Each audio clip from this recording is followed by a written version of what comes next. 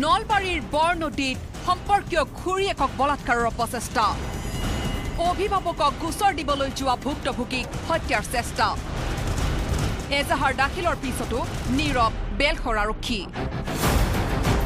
দেওবাৰে বিয়লি 4 বজাত এখন তামোল বিচৰাৰ চলেৰে লম্পটটোৱে ঘৰত প্ৰৱেশ কৰি বলাৎকাৰৰ চেষ্টা চলালে শুই থকা মহিলা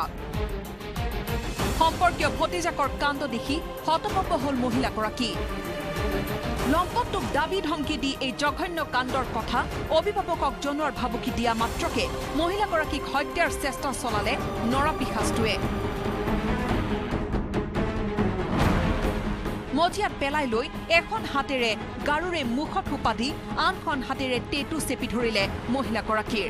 ঠিক সেই মুহূৰ্ততে সৰ্বশক্তিৰে মুখৰ পৰা গাৰুটো সামান্য আঁতৰাই চিৎকাৰ কৰি উঠিল মহিলাগৰাকীয়ে লগে লগে ঘটনাস্থলীৰ পৰা পলায়ন কৰিলে লম্পটটোৱে মহিলাৰ চিৎকাৰ শুনি দৌৰি অহা এগৰাকী চুবুৰীয়াই নিজৰ চকুৰে দেখিলে ঘটনাস্থলীৰ পৰা পলায়ন কৰা লম্পটটো তাৰপিছত আটা বেছি মই দাউৰি আহিলোঁ পিছত আহোঁ যে তাক মই এই পুঁজিটো দেখি ইনকে যাই থকা দেখিছোঁ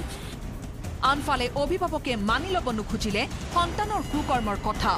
ওলোটাই মিথ্যা অপবাদ জাপি দিয়াৰ অভিযোগ আনিলে ভুক্তভোগী মহিলাৰ ওপৰত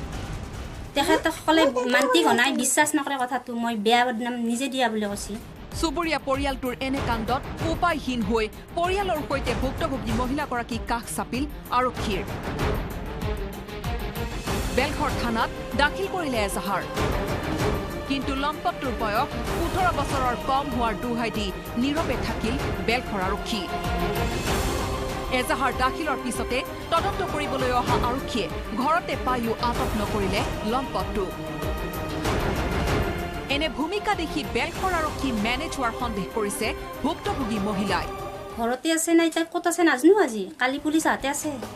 প্ৰশ্ন হয় কেৱল নাবালিক হোৱাৰ দোহাই দিয়ে আৰু কিমান দিনলৈ সাৰি যাব বলাৎকাৰ আৰু হত্যাৰ চেষ্টা চলোৱা একোটা দুৰ্বৃত্ত আৰু কিমান দিনলৈ এনে নৰপিশাচ নাবালিকৰ শিকাৰ হ'ব লাগিব অসহায় মহিলা নলবাৰীৰ পৰা Tridip Kalita news 18 Assam north east